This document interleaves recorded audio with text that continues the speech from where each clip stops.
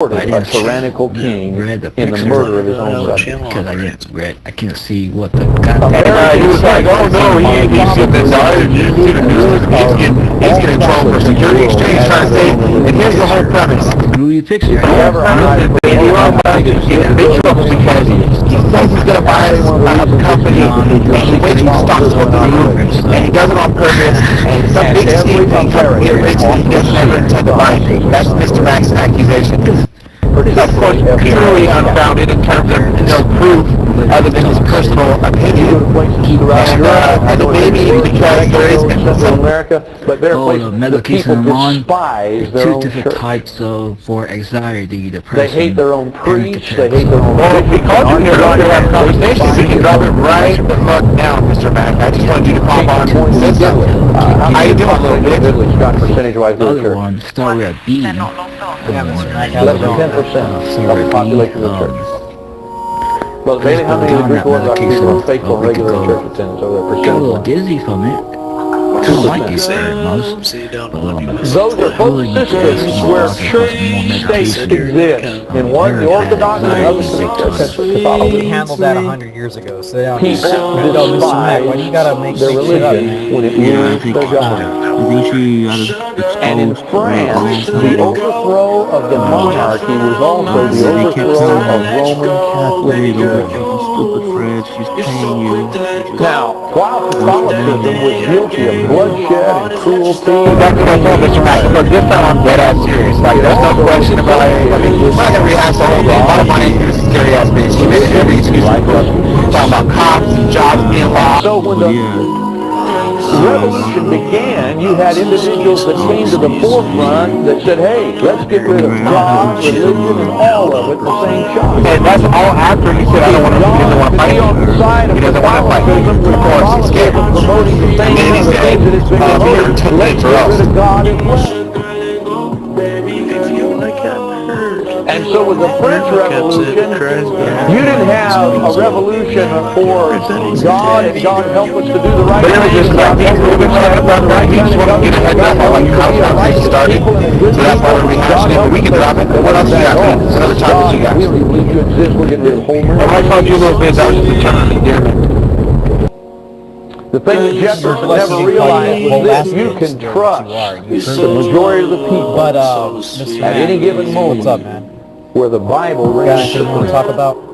It does not matter what denominational affiliation they might have, but where biblical morality is taught and promoted. Yeah, don't think I'm not coming after you hard, Mr. Mac. I mean, so hard. When this doesn't all pan out the way that your story was saying it was. Towards the end of the French Revolution, they were killing. But that being said, though, what time is your bedtime, Mr. Mac? 'Cause I feel like you stay out here hella late. Like, you just go to bed whenever time you want now, huh? Just because, as a matter of fact, some people walk, and if they walk with too much of an arrogant walk, they Very fall observant, into so, you know, he does stay awake until, like, What's the 11 o'clock over difference? there. Two revolutions, Around less midnight, than 20 years apart. and you won't see him anymore until, like, What's the 8 o'clock his difference? time. One 10 o'clock. was on the basis of God, we need your help. Yeah, that does sound like about right. Yeah. We don't appreciate the politics time frame is right. Stay up till about we close to recognize midnight. that Call it a night. God and So you don't get up salvation to like 9 or 10. apart from the Catholic entity. And you help us. The other side, all they knew of religion was Catholicism. Do you only let in the house for 5 And it minutes controlled their and then government. Make them go back outside. As the French Revolution And then began also to around 7 degenerate, or 6 o'clock my time, which Jefferson lost faith. late I mean, afternoon, Jefferson was 4 all for o'clock, 5 helping the o'clock his French. time, he'll go out. Jefferson was all And for wipe it, the shit and off the the Americans streets or got something like behind the that. bandwagon, and they were all Dumpster for diving or the whatever French he does. Revolution, and God was doing, they thought in France the I same think thing he'd that's done in just dumpster America. diving, Now, too. once if you believed in God, you could be executed. Yeah, that's one of his gigs, the 4 or 5 o'clock scheme. The French Revolution. Yeah, no, it's absolutely right. And because You the would not believe the Americans kind kind of of things they didn't they want throw to away. they didn't want to It's expect. good stuff. And you want to see the end result? You look at what America established as a result of our revolution. I think the French government's changed around 390 times since our American Constitution was formulated. I'm not talking about the rulers, the type of government. 390-something times. Not gonna do in that now. France. What's up, Craft Torque? Nice to hear you, man. You still up? What time is it where you're at, man? The point I'm trying to make, You've got to find the distinction between the two revolutions. The modern textbooks try to lump them all in together. the morning where he's at. It's basically Well, it's just a revolution was going on all over the world. No, America's revolution was Man, that's different good that than you're able any to other figure all that out, man. I always revolution. forget. I know, like, Florida's like 3 hours ahead or some shit We came up with. from our time. I don't know. It's weird. It's hard to keep track of all the England different time begins to go to zones. war with France. England and France have always hated each other. And they always will, I guess. They have this tunnel now between England and France, it's my understanding. Holy shit. Yeah, I know. I heard, like when I talked to people from Australia, they're like First sign of a problem. hell hours ahead of us. They're like the next I day. don't know if anybody likes French people. Yeah, that's how it is in I don't say that, Australia but in and Europe, China. nobody. They're Do they usually do the a Greeks bit like the ahead. French people? It's crazy the way it works. Okay. No, it's really big. I'm like, oh yeah, you know, I'm going to bed today. And they're like, oh yeah, today's well, you're working, I'm not working. It's like, I don't have any reason already the to next like day it. for I them. just I'm make that like, as a shit. statement of observation. And I know the English have been fighting with the French since way back. And the English people saw this French Revolution as a time of weakness, and of course the battle began to mark between the two, and there's attempts to marry the queen or the prince to this one or that one or this one from Austria, trying to solidify the monarchy so the monarchy could regain or remain in control in France. England sees it as an opportunity, and they begin to sink ships, they begin to invade here and there, and a war breaks Yeah, and now like just like, oh, it's barely struck like a midnight type thing. No, they're like, oh no, I've been at work for a couple hours already. I'm like, whoa, holy shit, like, you've already started your work day. You're like hours into your work day, and I'm barely like starting to call it a night. And now America is being drawn into another war with the English, and we're going to drop right there. How's that? All right, we'll get into that next week. So what, can you guys hear me again with the Australia time zone thing? So what is it exactly? So you said if it's 1 p.m. over here, it's 1 a.m. over there, it's 1 p.m. over there, some shit. What is it? I hope you're learning something through all this. It's a 12-hour window, right? Like the 12 hours ahead of us? But last week we looked at, basically we focused on the French Revolution. You say, what in the world are you doing teaching history in a church? It's amazing how history lines up with the Bible and how biblical principles will promote or demote a country and its ideology. What is the time zone difference again for us to Australia? It's 12 hours, they're 12 hours ahead, right? So if it's 1 p.m., it's 2 p.m. over there, some shit. Right on the heels of the American Revolution. And when you consider both of those revolts, as the name may be, you'll see the two distinctions between a successful revolution and a failure. The French Revolution is a flop. over there in Australia. It is a failure. Over here it's And the French Revolution ends with the reign of 1 terror, a.m. here. with the guillotine, people losing their heads, normal innocent people being slaughtered in the marketplace. Oh, that's the weird shit, bro. Because look, when I look at my clock right now, it's only 11 p.m. right now. It's a little after 11 p.m. That's not even the next day yet. And it's 2 p.m. And the French Revolution ended with people mistrusting people, right on the heels of the American Revolution. And that would cause a thinking person to consider what in the world was the difference between these two revolutions. What happened? And we pointed out to you that... Is that right? Like it's 2 p.m. in the afternoon for them in Australia right now, and it's only 11 p.m. for me right now. It's 11:17 p.m. Foundation.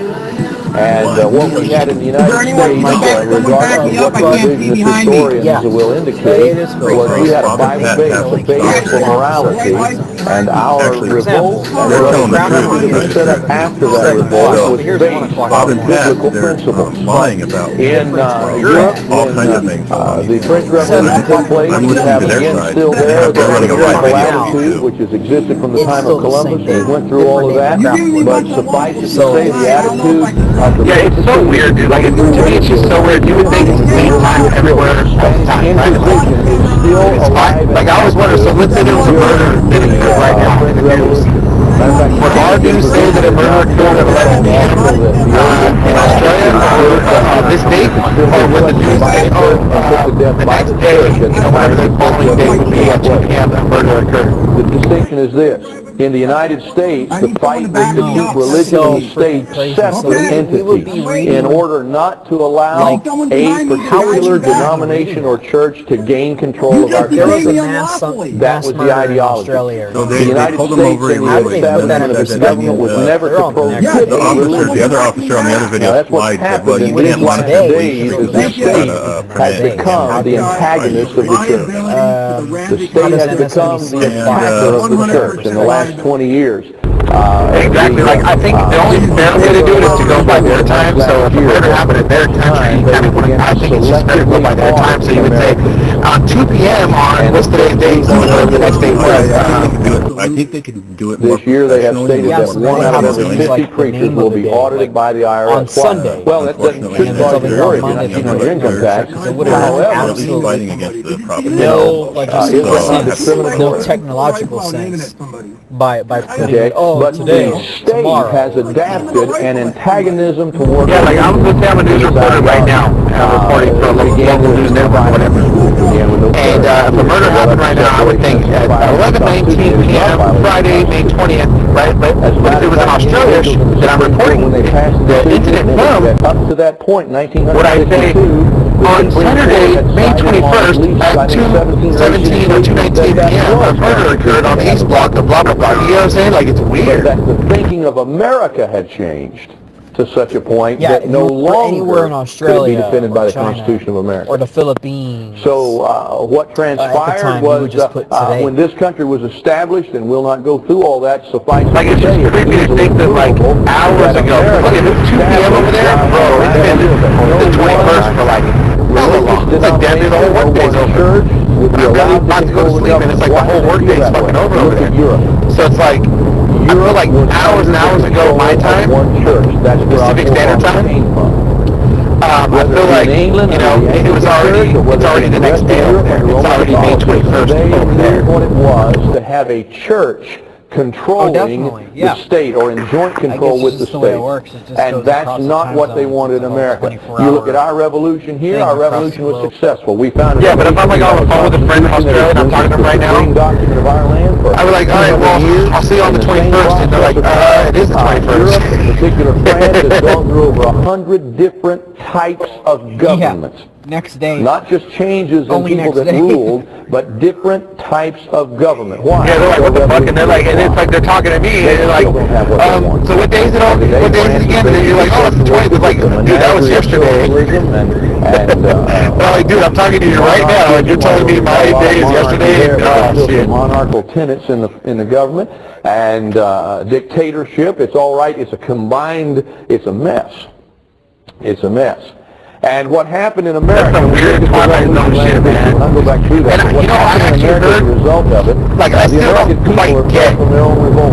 like, I haven't looked at a lot of research, but I don't get exactly why the time frames, time zones are so different like that, but I guess that's something to do with, does it have something to do with the Earth spinning on its axis and the way the sun, light is, you know, hitting the Earth? Isn't that based on the time zones change? Right on the heels of the founding of this republic. And the Americans are very pro the French But I always Revolution. thought that since we lived And in the matter of United fact, one of States, the we'd be historians ahead. stated that the Not the French Eastern Revolution world. was not China received would- I anywhere in the thought China world would with be as behind. great of respect and rejoicing as it was in America. Because the ideology... I'm also curious what would happen, like, when the world just collapsed if we all just took to one day in time, like, whatever day and time it was, And say, in the United as the States. French Revolution That was the day and transpired, time the officially Americans everywhere. began to back away. I wonder if it's like, it would be hard to be backwards. I'm just curious, what exactly is the logistics there?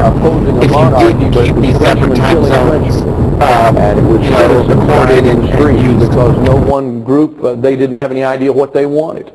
Well, And then, of course, on the dark guillotine side of was the earth where used the sun extensively, and problems hasn't were set, incurred you know by how they say America the sun will because set of the and French the sun Revolution. will set First of over all, the east. as the Yeah. support began to wane in Again, America, and I think I pointed out to you there's last different week, I times believe we because got while that it's far, dark where over here, we it's talked bright about over there, even while some it's of the bright over streets there, in America that's light over there, so changed, it they makes had their it names annoying, changed to support the French Revolution. Americans, yeah, I think that's the big part of it. The way that the sunlight during the time of the hits the Revolution different was parts they of the is based on the spinning and the way that it rotates around the sun, right? Don't we rotate around the cities in sun? America, that became the way of life. They met each other Right. with the greeting of Hence citizens to support what was going on in France. It's shining right now. Not long after the Revolution began, Lafayette was forced to flee Right. for his So life that in implies a France. lot. Did you And ever know hear about Lafayette? You know, there was a news, like a science, like journal report or some shit, where they said that black holes, if you get too close to black holes, it actually warps time. Basically overthrow the British rule here. Lafayette was an I have heard American about hero. that. Matter of fact, was one of the Should I first even heard, American like, where heroes. they said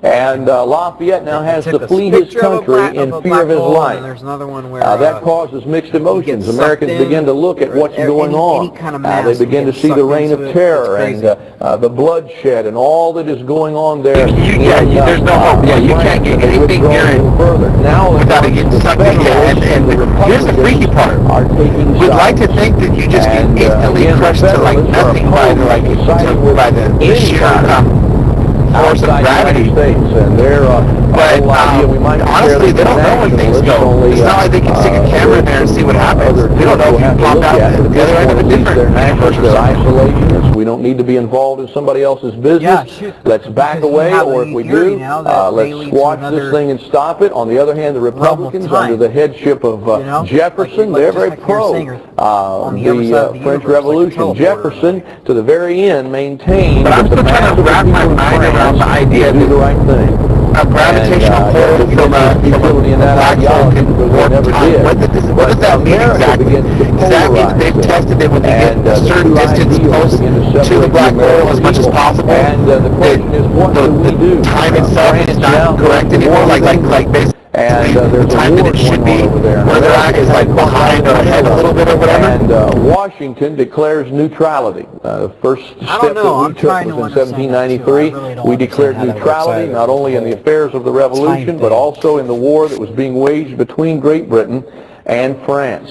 And again, that was an unpopular decision with the Americans. Excuse me, it might have been one of those things where it's so complicated, it's hard to remember.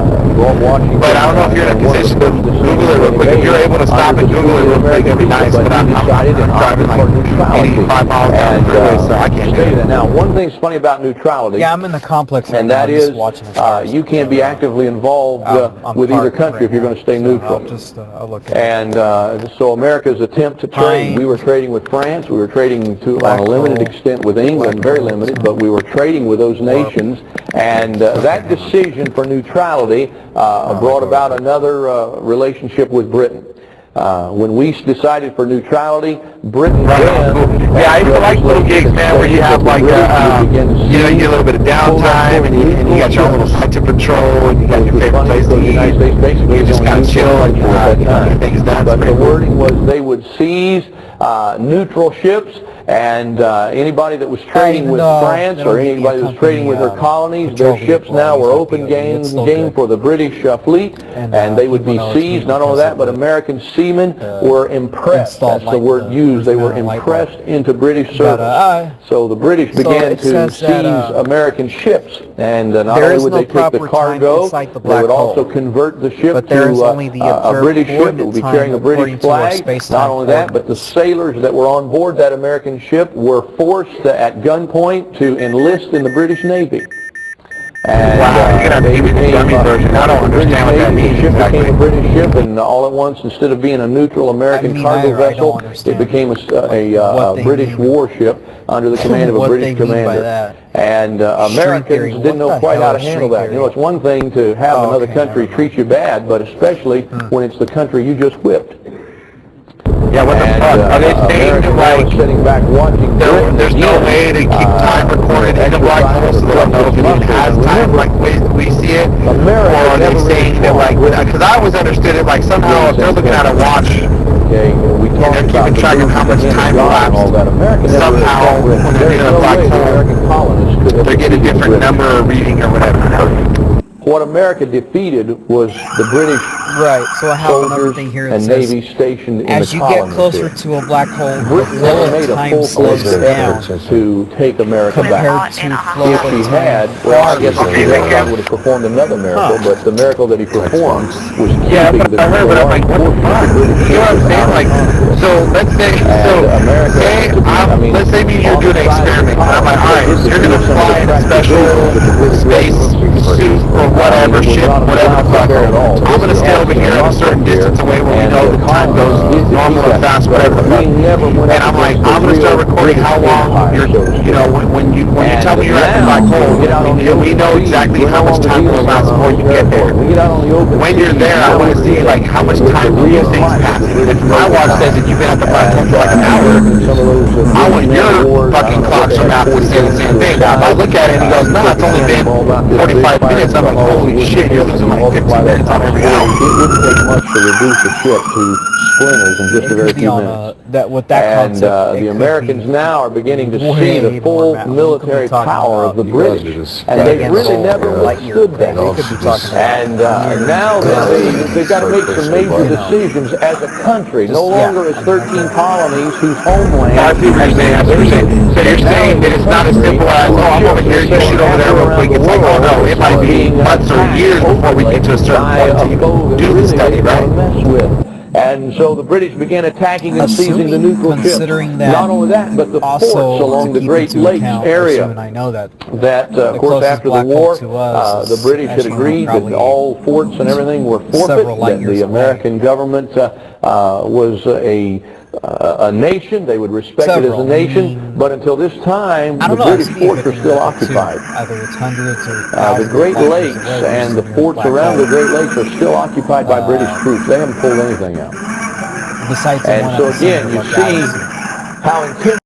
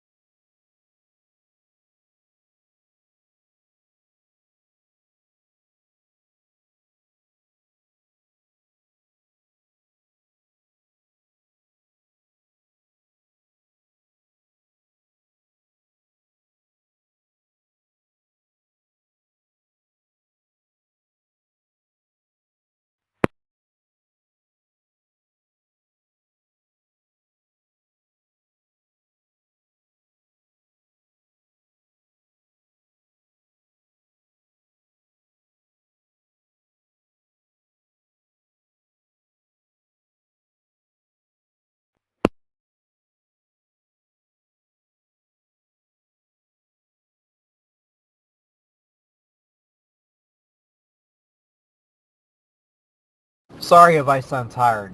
Shit. Dude, you know, I worked from freaking 10 to 8 yesterday, and then I came in at 10 last night. I have an hour and a half to go, so that's good. 727 confirm. Days off good. Freaking A. But, yeah, sorry, Don, I'll let you drive. I didn't want to bother you if you can't come to the mic and you drive.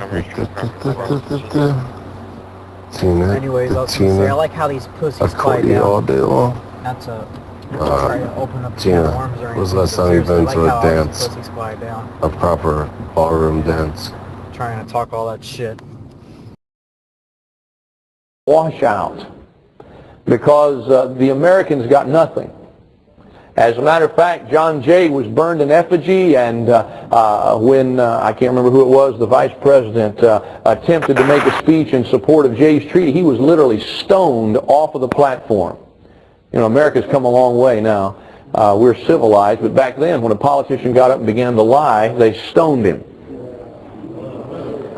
Of course, now the politician goes to the podium stoned most of the time, and so we, rarely know what's going on. But they stoned him off of the podium. Such was the anger that was generated in America because of the Jay Treaty.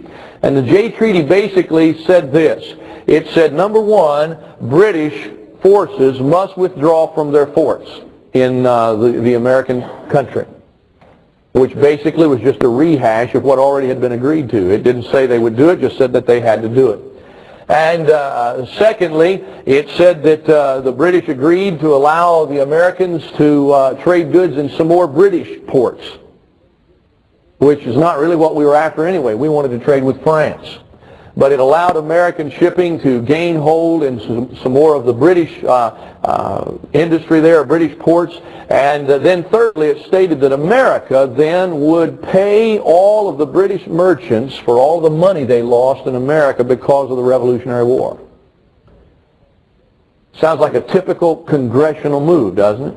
And basically, Americans were very antagonistic toward that. All they saw was that basically we get nothing, and we now have to pay Great Britain. And they saw that basically as being held hostage. And there was anger generated over it. And we talked about the stoning, the anger that was there. On the good side, the Jay Treaty kept America out of war. We did not need to go to war with Britain. And I mean, probably a miraculous turn of events. If we'd gone to war with Britain, we probably would have lost. It's one thing, again, to defend your home country. It's another thing to go out on the high seas and fight a battle with the greatest naval power that had existed in the world until that time. And the Jay Treaty kept America out of that war between France and Great Britain. And, you know, to say something good about the treaty, that was true. Secondly, another good thing that came out of the Jay Treaty was the fact that when America's differences with England were finally settled, and again, the Jay Treaty marked more of an end of America's hatred of Great Britain in the eyes of the rest of the world than the end of the Revolutionary War. When the end of the Revolutionary War came, there's the Treaty of Paris that ended the Revolutionary War. We talked about that months ago. But when that occurred, American and British hostility ceased. The hatred did not cease. And we talked about Britain still continually antagonizing America, antagonizing the industry, not allowing American goods to be traded in Britain. We went through all of that. And now finally, under the Jay Treaty, the rest of the world looked and said, America and Great Britain have made peace. America now is going to be permitted to trade in Britain. America now is going to open up trade negotiations, and they're going to begin to deal with Britain. And the rest of the world saw the Jay Treaty as the end of the antagonism between Britain and America. Because of that, Spain began to look at its relationship with America, because before, I mentioned, all these other nations were hoping for the downfall of the American Republic. They were just there circling like vultures, waiting. Okay, I was going to say, and then there's this theory. I think it's a theory. Something like this again, I think it's just a theory. They all had When they say the universe is ever expanding, so like basically, and now all at once, when Great Britain and America have finally settled their differences, at least as they appear, Spain gets a little upset. Spain has to worry, because now Spain fears that not only will she have to fight the American colonies, but she might have to fight the American colonies and their ally, Great Britain. Right. And so Spain immediately launches into negotiations. They say, we want a treaty. And of course the treaty with Spain was called the Pinckney Treaty. And that treaty was negotiated, and what it did was even more important than the Jay Treaty. But it would not have been possible without the Jay Treaty. That's why I mentioned both of them. Really, why in the world would you have to know those names? Well, they're very important, because the Jay Treaty produced the Pinckney Treaty, and the Pinckney Treaty was more important even than the Jay Treaty. What it settled was this: the question of the British authority in Florida. Excuse me, the Spanish authority in Florida. If you've ever been down Pensacola, Florida, I think it's what, Five Flags. They call it the city of Five Flags. And one of those flags that's flown in Pensacola, Florida is the Spanish flag. The rest of Florida was disputed as to whether it belonged by the colonies or whether it belonged to Spain. And there was a growing sentiment of the inevitable fact that war would occur over that piece of land. And the Pinckney Treaty settled that. It stretched the boundaries and established the boundaries and said, okay, this belongs to the American colonies. Not only that, but it opened up the Mississippi River. What is at the mouth of the Mississippi River? New Orleans. New Orleans was a Spanish city. The Spanish controlled the mouth of the Mississippi. What did that mean? That meant that Americans who were expanding westward from the original 13 colonies did not have access to the Mississippi River. And what the Pinckney Treaty did is it opened the port of New Orleans to what we would basically, they call a duty-free station, where Americans could bring their goods down the Mississippi, out through New Orleans, out the mouth of the Mississippi, without incurring any duties or tariffs imposed upon them. And that treaty was more important than the Jay Treaty, because as we moved westward, we needed a route or an avenue to bring the commodities across the goods that were produced out and around the sky and tell where you're at or tell which and realize again today we just put things on a semi-truck and pull it across the turnpike. But you know what I mean? But you had to cross the Appalachian Mountains, you had to face the Iroquois Indians, the Cherokees, you had to face all types of Indians. I forgot what the word I'm looking for is called. We talk about the Wild West, and you know all the shows show the cowboys out west, and there were more Indians killed in this part of the country right here than died from here to the West Coast. You are in the Wild West. And if you read the accounts of Pennsylvania, Ohio, Indiana, and through there, you're going to read more about Indians and atrocities. I just mean, what are those things called? What is like Orion, the big what are those called again? They occurred right here. And to send products back across those mountain trails, sometimes impassable in wintertime, and yeah, that's what I'm looking for. So, like, for example, these constellations, they're very steady, you know where you're at, and it's not just disappearing from farther and farther away, you know what I'm saying? But I did also hear the moon, the distance from the Earth to the moon increases by 7 years every year. As Americans began to explore west, and I'm not going to deal a lot with the Indian question and all of that, and considering it's you know, there's much said in the revisionist history of today that Americans, you know, were brutal to the Indian, and we caused most of the problems and all that, and that's simply but yeah, just Google, because it's either, I'm getting confused about moving further away from the Earth, if that's true, that's what I feel like is true, but I've also heard that the sun is slowly getting closer and closer to Earth, which would explain, quote-unquote, global warming, if the sun is steadily moving closer. Guilty of some real atrocities on their own. It was I think Elon Musk said the sun will eventually be so close that there will be no way to put a system high for some shit. Okay, and I say that not to be antagonistic again of the Catholic Church, but I want you to keep realizing the ideology that came from Europe. Orbit around the sun. Okay, and that ideology, if you don't like, people don't agree with you, kill them. And that's basically the attitude that the French have. They came over here and taught Indians how to be fur traders. Well, if you're going to trade furs, you have to skin them first. That's what I don't get. I don't know if they're saying the sun's expanding, or if we're slowly, I think the way that I understand it is, whatever our patterns are, whatever our, I forgot what it's called, orbit, I know it's orbital, whatever the fuck, but anyways, the way that everything works, I think it's slowly here. And as they got to the Ohio River Valley, that's the way I'm understanding it. And I don't know if it's like a gravitational pull from the sun, or what the fuck, but I've heard that they were supposedly moving closer and closer to the sun each year. Docile to white man landing here. We mentioned that I also heard that we're moving further and further away from here. The Indians saw the coming of the to the point where pretty soon it can get, there could be a year where it's like impossible to even get to the moon. But I might be wrong, I might be getting it jumbled or something. That the Indians would not have disputed ownership over. When they landed at Plymouth Rock, the Indians said, that's where nobody wants the land you just settled on. It's yours. If they landed anywhere else, they would have been a war to fight. And the Indians accepted the white man. You got to realize the Indians really saved the white man's skin. Yeah, that's weird. I mean, just like if we just Google and see is it true. And to be honest with you, the white man promoted the bounty of the Indians. Away from the moon. It was not just the white men who starved to death, but there were all kinds of Indian villages that starved to death. Indians had no medicine. And when the white man came, they basically, for a period of 25 or 30 years, benefited each other.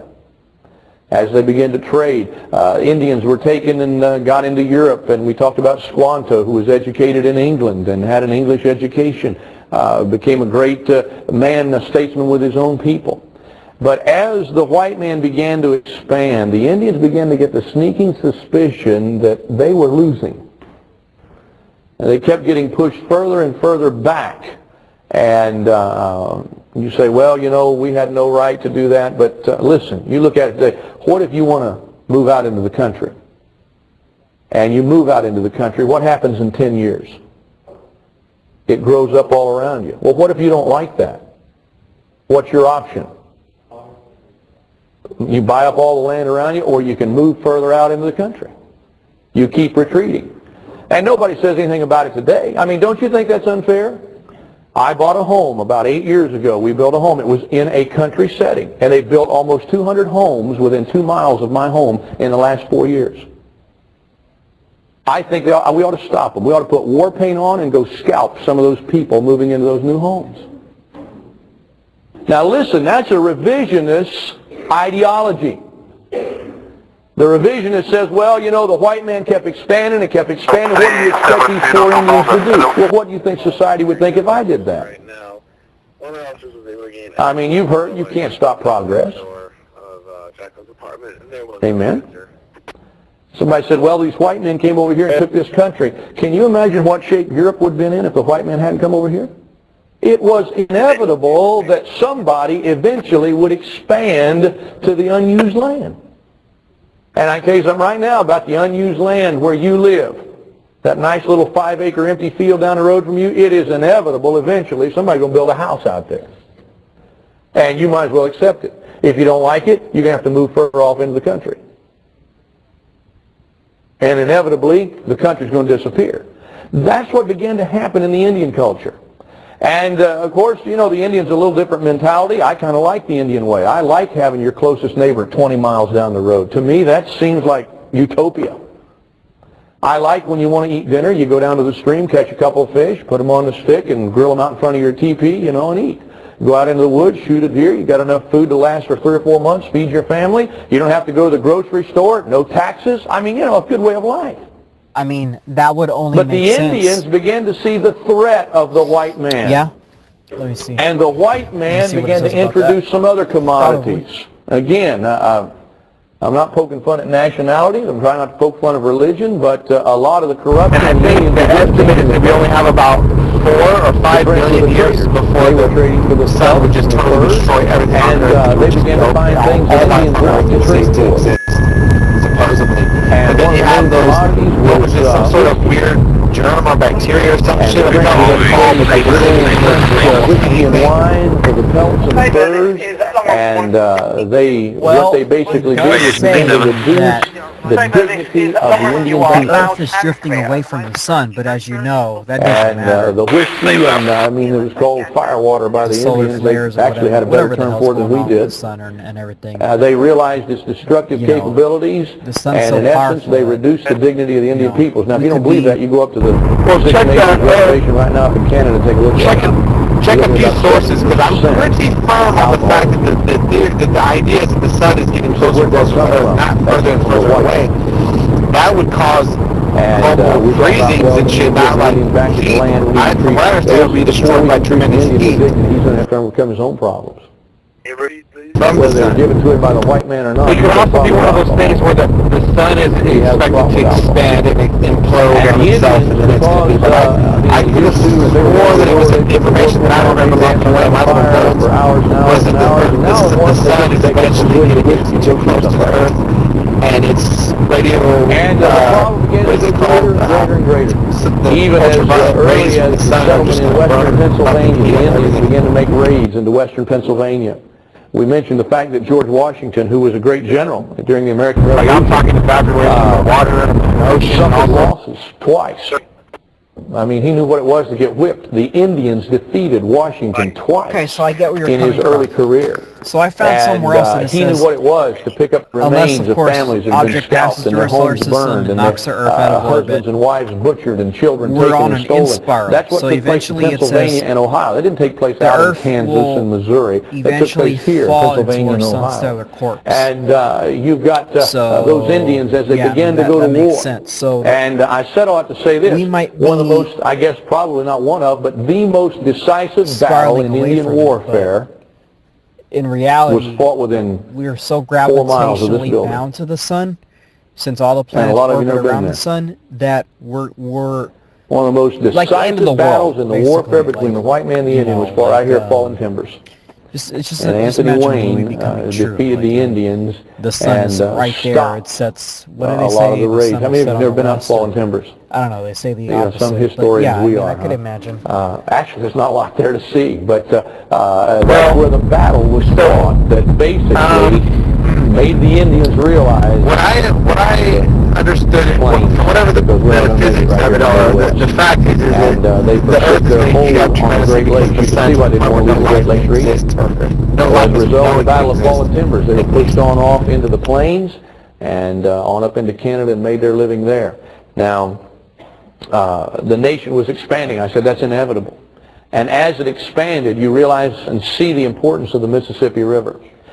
Kentucky became a state in 1792. Kentucky, that's an Indian name. Kentucky was the hunting ground of about 9 different nations of Indians.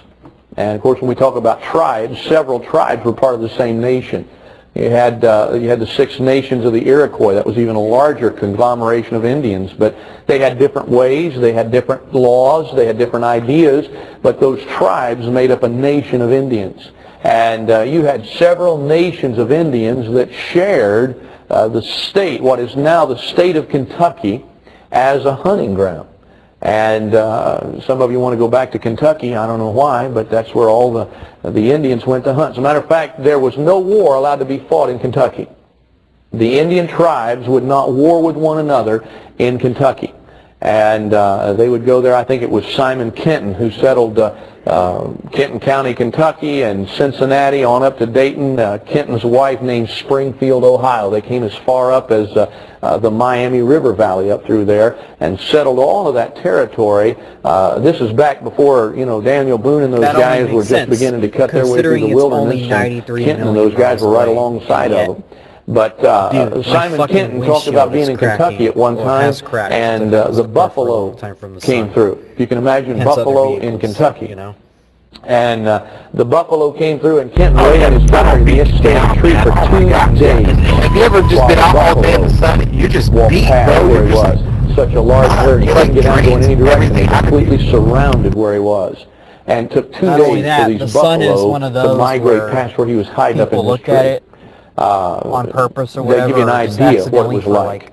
Maybe 5 minutes. You know, he at one time said that he could leave and kill a stag, which was a deer, I'm sure a white-tailed deer, within 10 minutes of leaving his house. He could have a deer brought back. That's how plenteous the game and things were. So the Indians utilized that area. They did not want to leave this area. They wanted to stay put. But the Battle of Fallen Timbers kind of decided that you're not going to make it here. You either stop warring and accept the white man, or you move on west. And they decided to move on west by and large. Tennessee becomes a state, 1796. So states are being accepted into the Union. And here's the key test of the Constitution. Because under the Constitution of America, those states that were created out of what we call the Northwest Territory were to be admitted to the Union on equal basis with the original 13 colonies. And the real test came now because these states are beginning to come into the Union. And sure enough, they were received as equals. How easy it would have been for the 13 colonies to say, well, hey, you know, we were here, we fought the Revolutionary War, and now you want to be a state and enjoy all the good stuff, but you're going to have to pay higher taxes, you're going to have to do this and this and this. But it wasn't that way. The Constitution protected those states coming into the Union, and they were received as equals as they came in. Now, Washington has been president. He served basically 2 terms. And it's time for Washington to retire. There's an election about to be held. And I just wanted to read to you an excerpt of Washington's farewell address. This farewell address was in every public school textbook before 1940.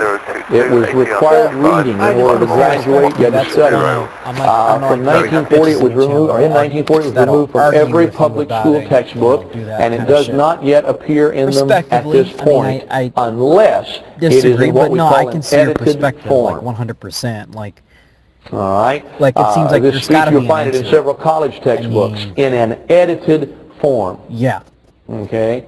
Or in Whether a it follows bridged the same form. Whenever you storyline or read path or historical whatever, by documents, you want to something read and see whether it says it's abridged yeah, or this edited. Earth is definitely If not it is, destined forever. 90% of the And I don't time, what is believe the abridged or what has been edited mainstream, out is the religious way content. science views that, oh, And if you don't believe that, go get the might books and see. That's easily provable. not see the end 90% of the world. of the time. No, I And believe what that has been anything's abridged possible. or edited out of Washington's farewell address, he makes 4 warnings to the American Republic. Yeah, I can appreciate that. Yeah, I'm not trying to He said shove there that are on 4 you or anything like that. I'm just things saying, that like, can to me, destroy that's kind of like makes sense and for me. all But 4 I of see them what you're relate saying. to America's Yeah, no, like, relationship with God. the thing is, you can debate these things without even shoving. And Like, those someone 4 like things me, are I can pulled have out an of the intellectual college debate with versions somebody now about that stuff, and I don't college have to students shove read. Now, I my just want to read to you an personal excerpt religious views. You know what I mean?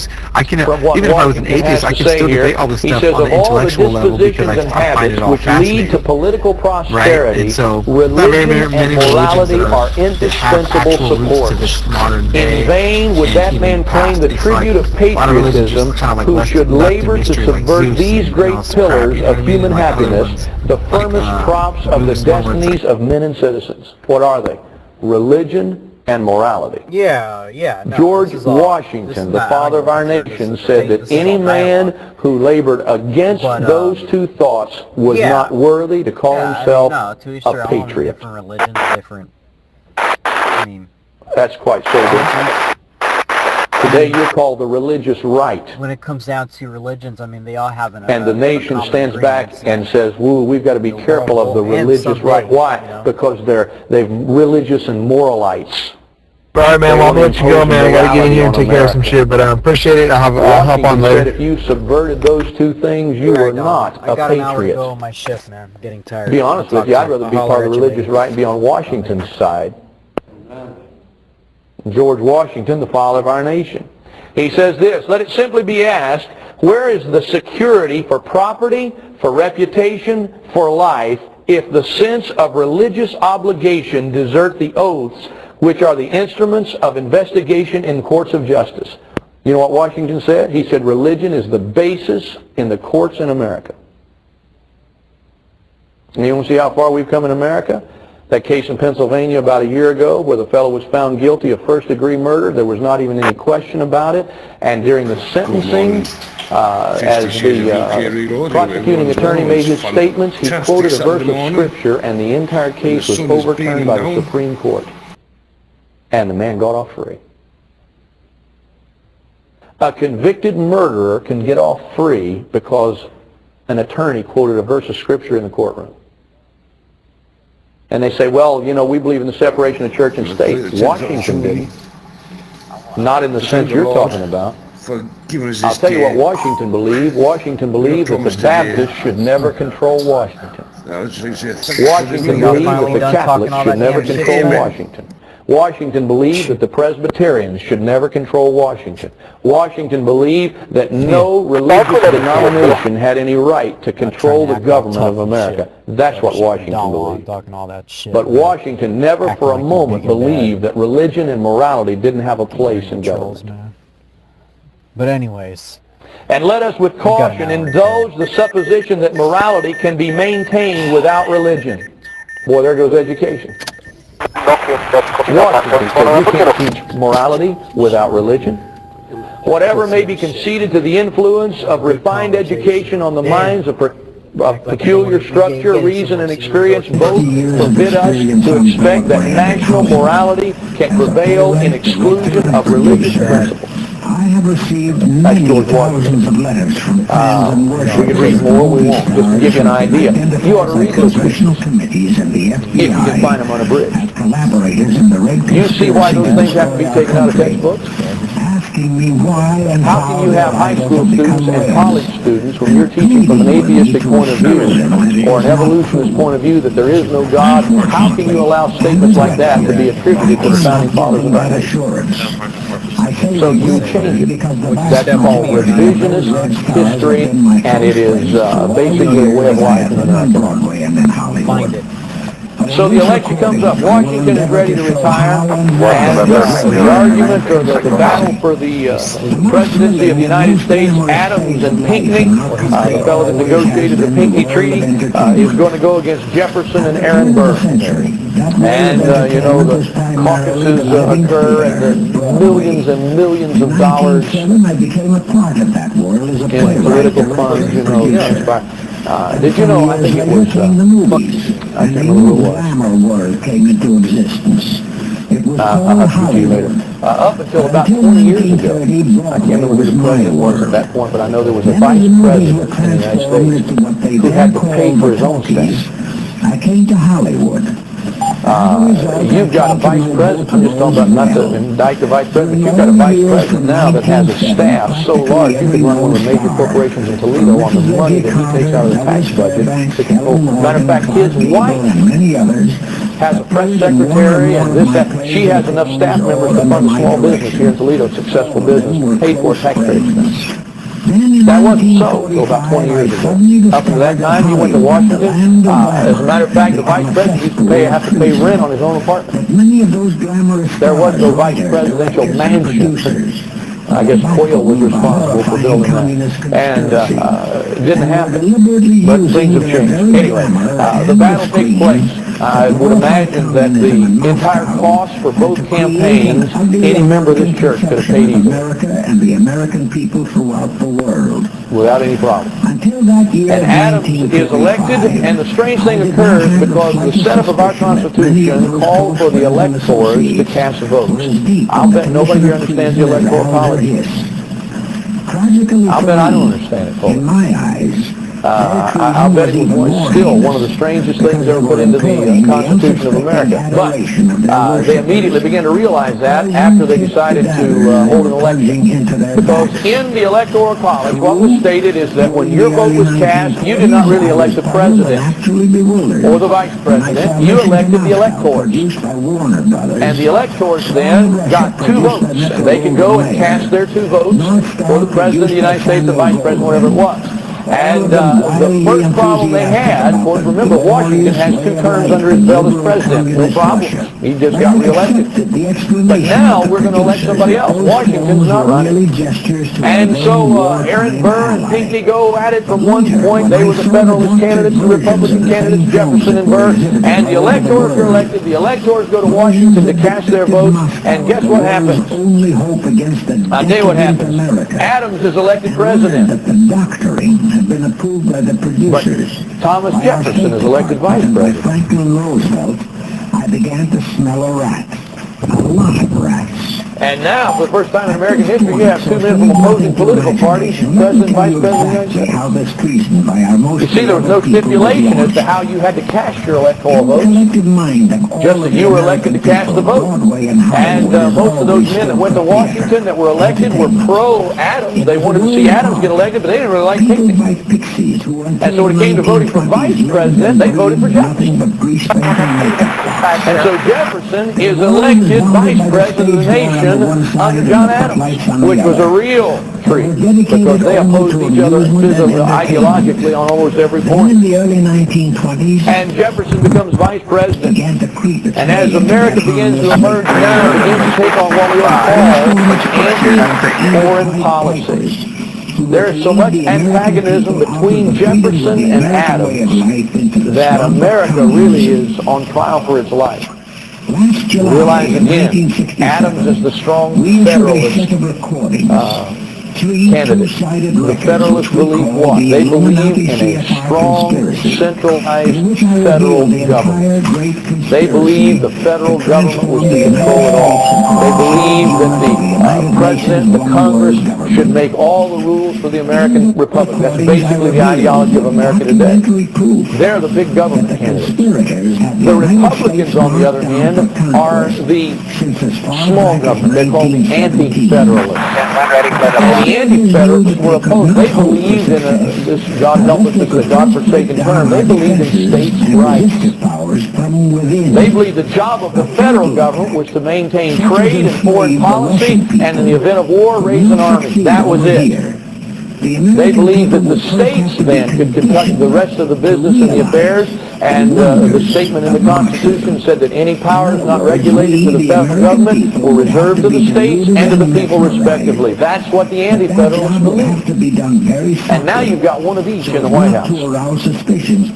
And problems become immediately obvious. And America basically is drawn to an anti-foreign policy because of the Federalist influence.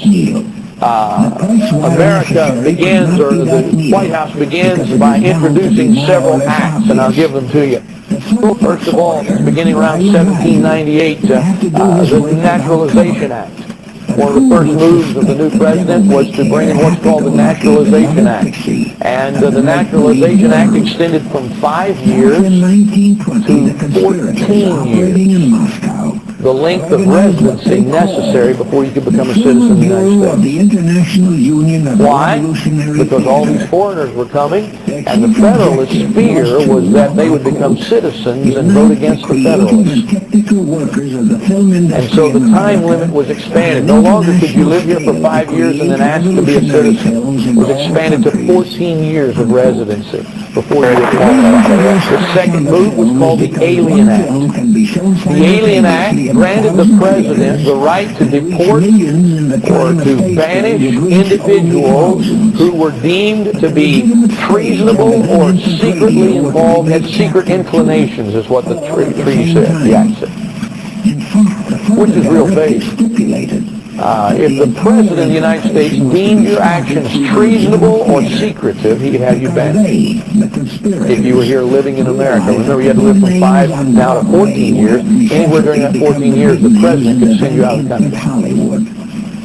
Not only that, but then came the Alien Enemies Act. The Alien Enemies Act stated that at the time or during the time of war, the President was free to banish any aliens for any reason at all. He could send them out of the country. You say, what is all this about? This is all about fear that the Federalists had. You see, people were coming to America for freedom. And the Federalists were afraid of the majority. Jefferson was the strong advocate of the majority. Jefferson was, as I said, was the believer that the majority of the people can be trusted to govern themselves. The Federalists do not. That's why you've got Washington today making decisions that do not represent the majority of the people in this country. Did you ever wonder how they can do that?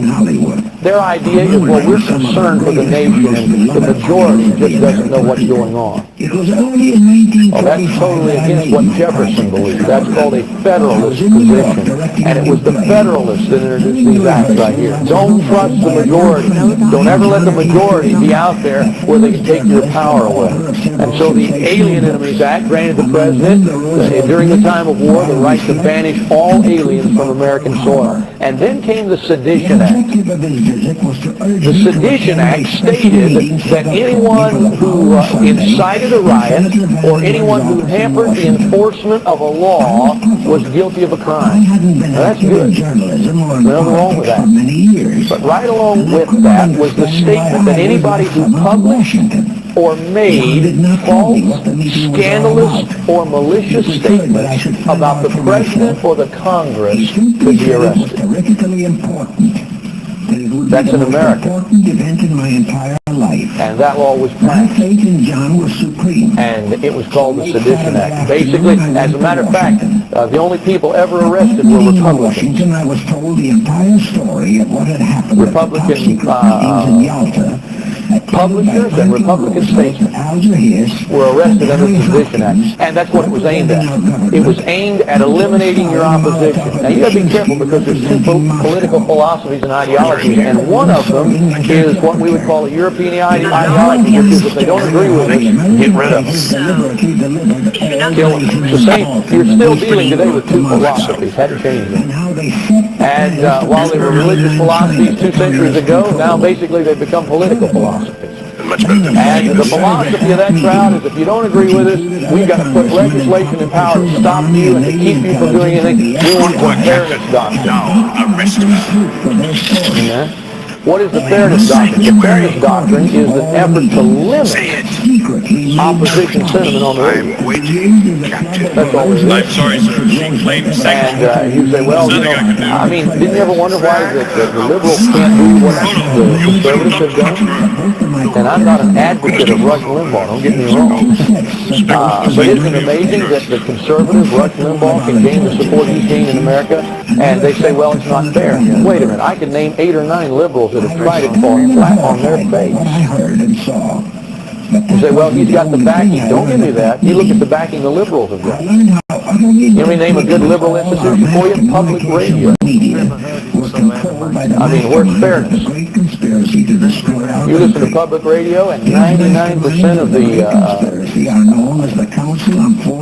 trying to think of the word, 99% of the statements you'll hear on public radio are going to be slanted toward their law.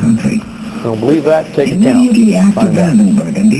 So, but the ideology is if you don't agree with us, we have to get rid of you. We want to stop you. We want to hold you in check because your philosophy is dangerous to us. Why? Because it can hit the backing of the public. They're afraid of the majority. While they admit they don't agree with the majority making decisions, they're afraid of the majority. Y'all don't worry about them. They're going to keep coming to you. Those acts are passed. I'll tell you what happens as a result of that. Jefferson goes to Kentucky, and Madison goes to Virginia, and they address the state houses in each state. And both states issue proclamations to the federal government that say this. You have power. Perhaps you need some rest. They said the Constitution of the United States is an agreement between sovereign states. And those sovereign states will decide whether you violate that treaty or not, and we find you guilty of violating that treaty. What is that? That's states' rights. States checking the federal government. You don't have that anymore. As a result of 1865, having a cavity and not getting treated. But it did take place. Let me go one step further and then we'll get you into 1800. The election of 1800, Jefferson and Burr ran against Adams and Pinckney again. Now you think we get it right. That's the last time every time I go in, they won't fix so this time the presidential campaigns are ways, and lo and behold, guess what happens? Skip everything. I'll tell you what happens. Jefferson and Burr are the winners. They get the vote. We're going to try Adams and Pinckney do not get enough votes. They're both ruled out. However, one problem occurred. Want to pay all that money. Jefferson and Burr each got 73 electoral votes, which means they tied. Now, Mr. Warner. Now you got another problem. Who's the president? It took 36 ballots before Jefferson was elected president. Wouldn't it be great to walk into the White House and know you just beat your vice president? I mean, what a level of popularity. On the 36th ballot. Suffice it to say after this, what happened is the American people, the government realized this electoral system didn't work. And so the 12th Amendment to the Constitution was ratified just prior to the next election in 1804, and it stated that the electors were not just given 2 votes. The electors were given 1 vote for president and 1 vote for vice president. Actually, Mr. Mack, if you want to know. And that basically is the system you live with today, which corrects itself. See, before that, they cast their votes anywhere they wanted to. And some of those fellows would go and take both votes and cast them for the vice presidential candidate, which ended in a tie and a deadlock and 36 ballots before we get a president of the United States. And that now brings you up to 1800. All right? America is learning as it goes. We've experienced some problems, especially with our electoral system. We've experienced some problems in foreign policy. We've experienced some problems in domestic policy. But America is growing, and it is growing with a religious ideology. And I'm going to look at the change that occurred in about a century. Brought you last week up to about the year of 1800 in the history of the United States. Now, I'll say this now so you have an idea. We obviously are not moving at quite as fast a pace as what I had intended to move. All right? Actually, we intended to get from the beginning to the end in 6 months. We're now going on a year, and we're up to 1,800. So figuring the revolution took place in 1776, you get an idea we haven't covered much ground. There was a lot to cover. And one or two things is true. Either we're going to, at the end of this 6-month period, drop back and hunt, so to speak, and maybe just what I'm thinking about now is going on. I've got a couple of things I want to teach that I might be able to just take 30 minutes and spend on American history, and then 30 minutes and spend on what I'd like to get into. We may go that route, or we may just go to a highlight session where we'll bounce through the years. In other words, we could move from 1800 without any trouble to 1812 and just begin where I'm going to end today, probably. But we're going to have to do something here because while I want to teach American history, I didn't want to do it for the rest of my life. And let me ask you this. You know, at the pace we're going, by the time we get to the present will be history. And I'll have to be teaching, you know, what took place in 1995. So we're going to try to pick up the pace a little bit here in the next several weeks and move ahead as much as we can. To be honest with you, it could easily take 6 months to cover the Civil War. It could easily take another 6 months to cover the First World War and another 6 months to cover the Second World War. And having said that, that's a year and a half that we simply just are not going to have. So we'll have to do something. Pray about that. Make a matter of prayer so we'll know which direction we're going to go when we get there. Now, a couple things. Let me go back again and just re-emphasize. I know not everybody's going to remember everything there is to remember about American history. That's not the point. The point is to hear perhaps some things that you hadn't heard before about the history of America. That's point number one. Point number two is to come up with some principles of American history that you need to be made aware of because they are no longer taught. America is not the nation that was founded in 1776. And I believe probably any historian would be in agreement with that. This is not the nation that was founded in 1776. And it has changed greatly, and its principles and policies have changed over the years. And what I want to do is give you an understanding of the first principles and the first policies of this nation, the policies and principles upon which it was built, the policies and principles on which its beliefs and freedoms rested, and you're living in a time when beliefs are of non-importance and principles are being knocked down every day. Our country is changing in what it was. For instance, I guess probably the key would be to look at religious liberty in America. Religious liberty in America, to be honest with you, there's more religious liberty in the Soviet Union right now than there is in America. You may choose to disagree with that. That's free free opinion in America is fine and wonderful. But I know when Ceausescu was defeated in Romania, Dr. Jack Woods was over there with a bunch of missionaries in that country, and they were permitted to go into the public schools to pass out Bibles to any student, and every student. Matter of fact, they were asked to come in and teach Bible in the public school in Romania, where Ceausescu had murdered literally thousands of his own opposition in his country. So, when we talk about religious liberty, you're just blowing smoke. You really are. Now, America used to be that way, but it's not that way now. Several years ago, I remember the Gideons when you were growing up. They used to come in and pass out little Gideon New Testaments in school. That's now unconstitutional in America.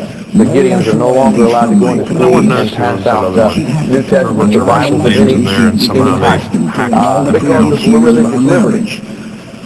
Now, you explain to me how you have religious liberty when that means you can't pass out Bibles, or some of our teachers here, we've got a couple teachers, I guess, around here, and they know what it's like to be under a situation where you got to be careful what you say. Realizing what you say can be, even if it's misconstrued as religious, you can lose your job. Yes.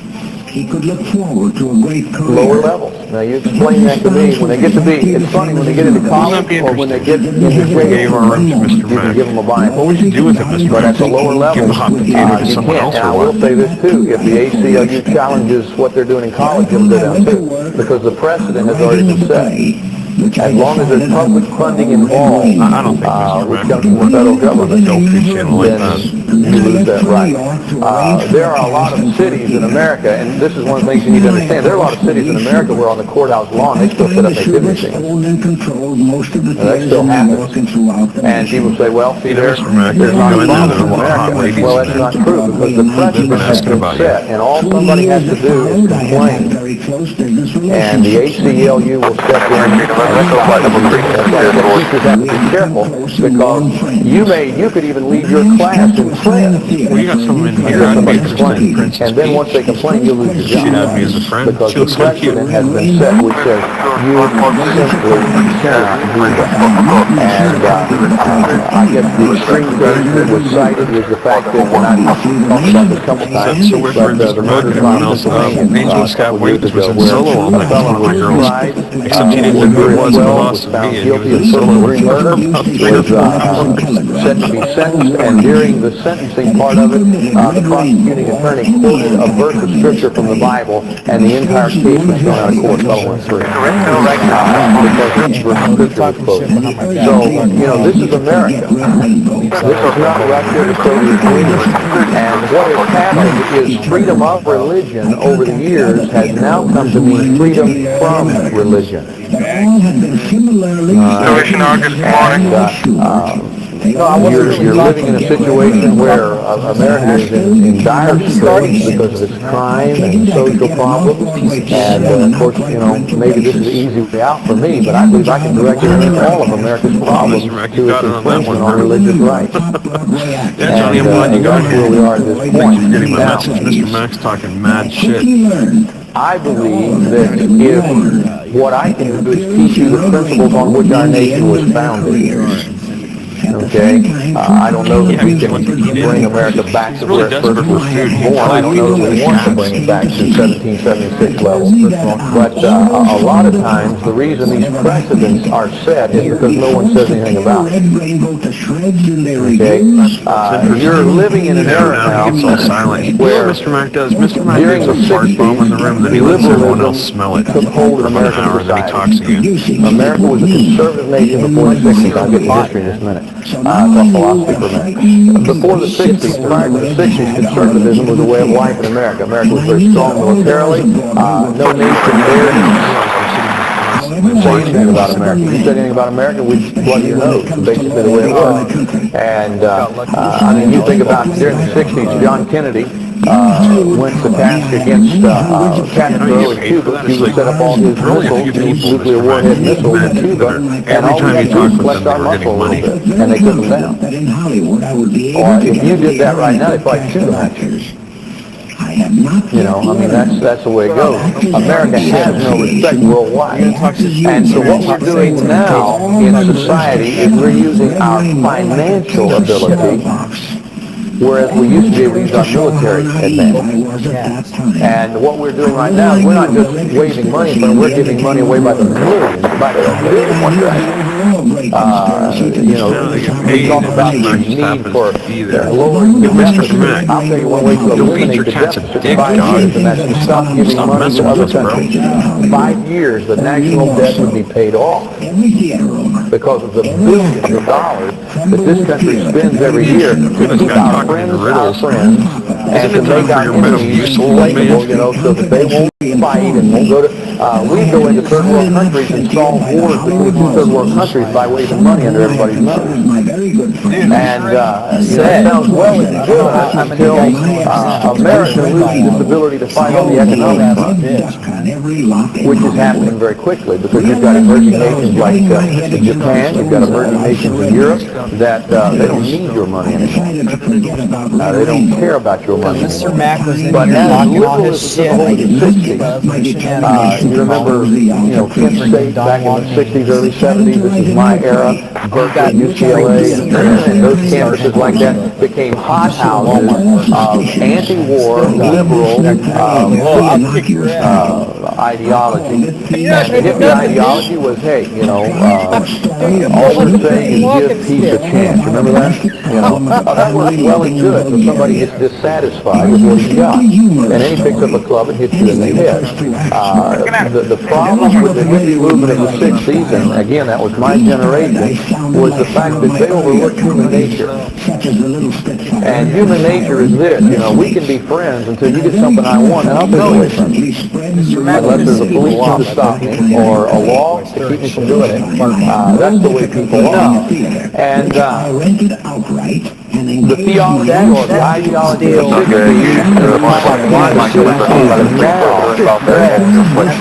20, 30 years later, the ideology that's in Washington, D.C., and in the president's offices of college campuses, and in the staff hiring offices of college campuses, and that's what you're dealing with now. You're dealing with a bunch of rejected ideology now that's commanding America. And as it happens, religion, religious freedom, you're going to lose the basic Bill of Rights is under question right now, and you have people pushing for constitutional convention right now more than ever before. And the reason they're pushing for a constitutional convention is not to give you any more rights. Topic anymore. It's to restrict the rights that you were given under the Bill of Rights. And if you believe that, check out what some of the guys that are calling for a constitutional convention are talking about. They're calling for one now to put a balanced budget in here. And that's a smoke screen. You look at the policies of the men that are calling for a balanced budget and look at what else they want in a new Bill of Rights or the Constitution, and they'll scare you to death. And we seem to shut them down once in a while, and everyone gets on their If you knees. can learn the principles on which the government was founded, at least these people will not be able to push something by you without you having any knowledge of what's going on. And I think what needed to be done 10 years ago or 15 years ago was for people to squawk. What shall we talk about tonight? And I still believe that if enough people squawk loud enough, changes will come. I think that was apparent in the last election. I don't think that there's such a hold of liberalism in this country that, it can't be curbed, it can't be stopped and held back. But there are people in Washington right now that honestly believe that the way to bring about world peace is to reduce your income to $6 an hour or less and make that mandatory in America. And they're talking about raising the minimum wage. What they're not telling you is they're talking about taking all of America back to the minimum wage. And as a matter of fact, you're hearing now talking about an international minimum Was there a wage. story in the media that Elon Musk, that was a 4th of July joke. You're dealing with international politics now. They're talking about an international minimum wage in order to equalize trade. Well, it sounds good on the outside. I mean, can you imagine what it'd do to the car market if over in China and Japan, where they build little cars, they had to pay their employees minimum wage, instead of $2 a day like they now get. Well, it sounds good, but let me ask you a question. Where's that money going to come from? Mr. Mack. Inevitably, a large portion of it will come out of the pockets of the American taxpayer. And so, anyway, let's get into principles. We're back to 1800, and in 1800, Jefferson has been elected. We talked to you about the problems found in the Electoral College. The Electoral College established by the Constitution of the United States, and the Electoral College is basically there to elect the president and vice president. The American people do not elect the vice president or the president of the United States. How many knew that? None of you have ever voted for the President of the United States. How many of you knew that? Theoretically. How many of you did not know that? How many of you could care less? Okay. You've never voted for the President of the United States, any. If you've ever voted at all, your vote has never been cast for the President and the Vice President of the United States. You elect electors, which you don't even know. Which is amazing. You vote for people you don't even know. And in the process of election in America, when you cast your vote, you cast your ballot, and you should, and you ought to vote. When you cast your ballot, however, your ballot goes into the arena of the elector that represents the party you voted for. So if you vote Republican in election or if you're a Democrat in election, your vote goes to secure a Republican or a Democrat elector. And those electors then proceed to an electoral convention, and they cast their vote for their ballot for the President of the United States. And we talked about the problem that was found in the first election that was held beyond Washington's administration. We ended up having a Federalist president and a Republican vice president.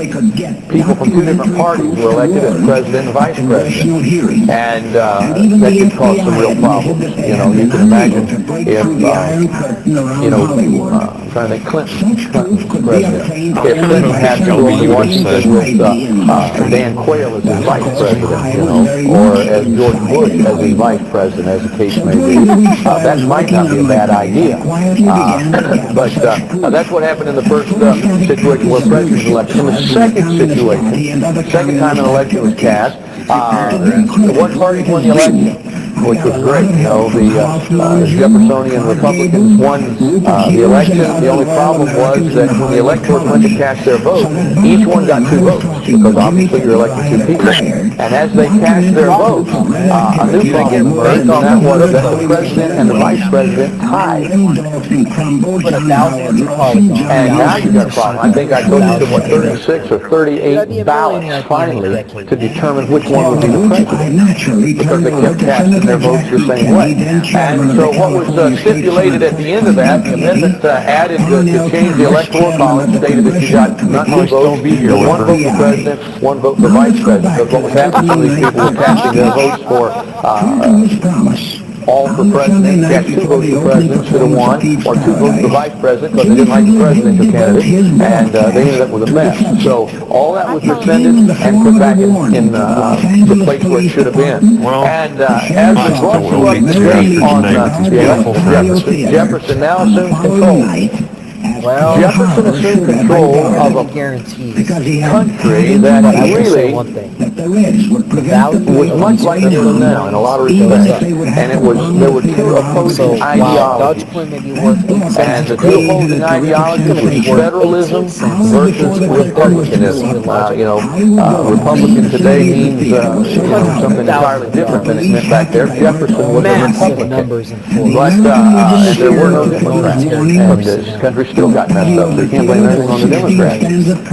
But there are 2 opposing philosophies, or 2 opposing viewpoints of the way that countries are to be governed. Really advanced computer, and as we hatched out a new nation here, a nation that was not to be in any means like the European countries that we came from. We did not want a monarchy, we did not want a dictatorship, and Napoleon is now on the rise in France and Europe at this time. We did not want anything along that line, but in this new age of democracy that we had in America, 2 opposing philosophies emerged.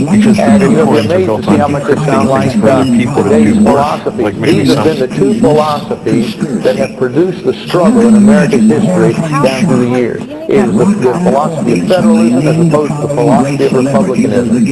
Federalism states this. The federalism, the idea of federalism states that the nation is to be governed at a strong central level. In other words, the nation's strength lies in its federal structure, its federal government. And the stronger the federal government, the stronger the nation will be. And so the Federalists sought to put all the controls in the hands of the federal government. Now, understand very quickly that prior to that, there were 13 independent colonies and then 13 independent states. Each of those states had their own government. Each of those states set their own policy. Each of those states carried on trade the way they wanted to carry on trade. Each of those states basically handled its own affairs. To earn money during the Bitcoin in the state of New Hampshire, for instance, they wanted to say that you could drink till you were 45, that was their right. If they wanted to say in Virginia you could drink at 16, that was their right. They made their own laws, they set their own policies. The Federalists said, no, that will never work. We want to have a strong federal government that can basically determine for the entire country. Let's have common law for all states. Let's set up common policies for all states. And the Federalists, that was their viewpoint. The Federalists went a little bit further extreme, however. The Federalists said that in order to rule a nation effectively, you have to have people that understand federalist principles. Because a lot of times federalist principles don't make sense to the common people. And the belief was that people were born and bred to lead, born and bred to govern. And while we did not espouse a monarchy form of government, the Federalists did approach Washington and asked him to be king of America before he ever became president. So their ideology was that there was a ruling class that should govern all the rest of the people, because basically, by and large, the masses were ignorant of what it took to govern a country. And therefore, there was a class that, while they didn't exist to be a class, they believed it to be a class, that these people should govern the affairs of the nation. The Federalist opinion was what we would call states' rights advocates. The states' rights advocates believed that each state had the right to determine its own policies. Now, they believed in a federal government, but they believed that the federal government was there to operate in areas of commerce and in areas of war. And the idea was that to carry on international commerce, it would be unfruitful for England to sort of come over here and put together an agreement with Virginia, that they were going to carry on trade with Virginia, and then have to go to New York and set up another agreement that they were going to carry on trade with New York, and then down to Georgia, set up an agreement with Georgia, and negotiate all those various treaties. So the belief was that there needs to be a federal government that can represent the states on an international level when it comes to international policy and international treaties and trade and tariffs. We need a central government that will speak for all of the states. And in time of war, we need a strong central government. I mean, if we go to war again, should the country we oppose settle with one treaty for all states, or should there be a treaty for Virginia, a treaty for Georgia, a treaty for New York, and what if New York doesn't want to stop fighting? So the belief was there had to be a federal structure there, but that the powers of the federal government were regulated to the areas of international commerce, interstate commerce, and the areas of war, raising an army. The Federalists believed that the people had the right to determine anything. The Federalists, Republicans, starting in my track here, believed that the people had a right to determine anything. Their key was that let the American people make the determination. Let them cast their ballot. Let them vote. Jefferson was one of the leaders of the Republican ideology, and Jefferson believed that the masses of people would eventually, maybe not the first time, but they would eventually come to the right conclusion. And Jefferson acknowledged that the masses might be deluded at one point. They might be fooled into voting the wrong way, but once it became apparent that they had voted the wrong way, they would just as quickly sway the other way and correct their mistakes, because the masses could be trusted. The reason is Jefferson had an ideology that was based on greed. Jefferson believed people were greedy. Jefferson believed people were so greedy they wanted their own benefit. They wanted the things to be good for them. Right? How many of you along that line this morning? Okay? As a matter of fact, they wanted things to be so good for them, they would always vote in their own benefit. And voting in their own benefit would ensure that the majority of the people were always voting for the majority of the people's benefit. Is that not correct? And if the majority of the people in a nation are prosperous and benefiting, then the entire nation will prosper and benefit. That was the ideology. You understand that ideology? Okay. And the Federalist ideology was no, the masses can't be trusted, and somebody has to be here to tell them how to live there. They don't know what they want. They don't know how to do it. So they need some special class to let them know what's going on. Now, I've read some of these things, and hopefully I won't repeat a lot, but I want to give you an idea of what Jefferson's thinking was. Jefferson, to my knowledge, was not a Christian. He bought in really cheap with these amazing branded coins, and if they take on there are two extremes in our nation. One is the revisionist history, which rules any reference to God out completely and says, well, most people believe in God and God was not a part, which is a fallacy. And the other extreme, however, is a religious group that tends to think, well, no, religion was so strong that everybody that was the president was born again, and I can find anything that I want to find here about Jefferson, but the fact that he was born again totally eludes me. Jefferson was at best a deist, and I mean at best, he may not even have been that. Jefferson did believe, and here's again the subject of the whole thing, Jefferson was a very moral man. And morality, as a moral man, he believed in the Bible. You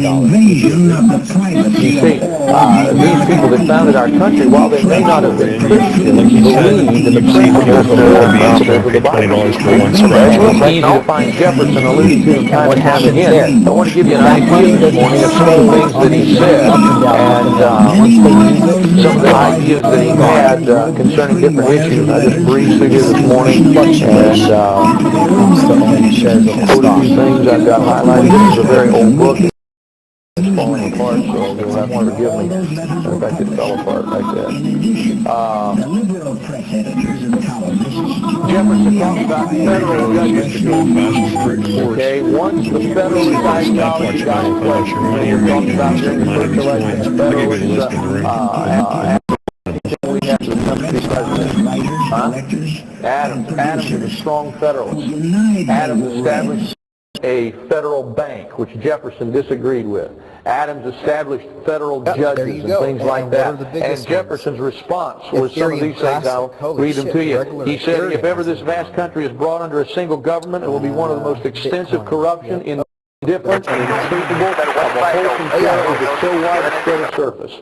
This will not be borne, and you will have to choose between Reformation and Revolution. That's what he said. Each one of those coins, point of view for a strong and it's written at the top, it's hard to see the fine print. If you get those exact computers, sometimes you're led to believe these men were just all unanimous in all of their decisions and everything they did. Jefferson said you put a strong central government in opposition, in power, and it's going to become so corrupt, you're going to eventually have to choose between Reformation and Revolution. Now, I'm going to ask you a question. From the 1995 perspective, was he right or was he wrong? Yeah, that's why they do it, because you're using your own power and energy, and they're paying you money for that, so that they don't have to be cracking these codes of DNA. A lot of it was to decode the COVID. They sent it out to people. Their NASA people sending out equations that they